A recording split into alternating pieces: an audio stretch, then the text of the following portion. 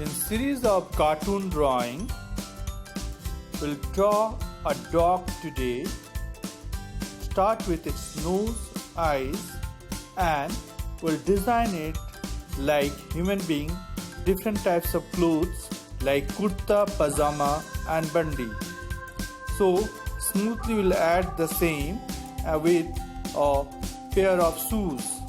Next we'll start color with skin tone, and the nose part will use coffee brown color.